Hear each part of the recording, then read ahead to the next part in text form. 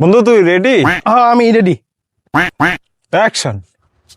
প্রেমের সমাধি ভেঙে বুকের শিকল ছিঁড়ে পাখি যাই উড়ে যাই।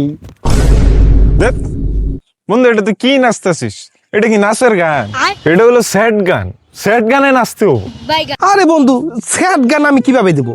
আমি কোনোদিন প্রেম টেম করছি নাই, শাখা খাইছি নাই, স্যাড গান নাচবো না বন্ধু।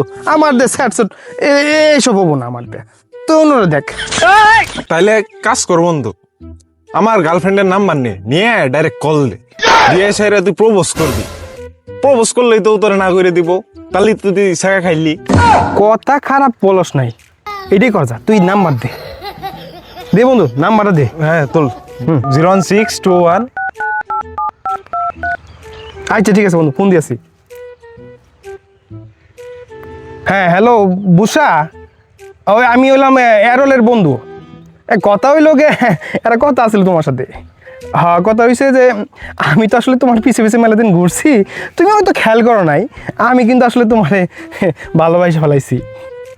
ভাই এই কথাটা কইতে আপনার এত সময় লাগলো, আমি এই ক্যানজুটিতে টাকে টিকিট একবার পাই না। প্রেমের সমাধি ভেঙে মনের ছিড়ে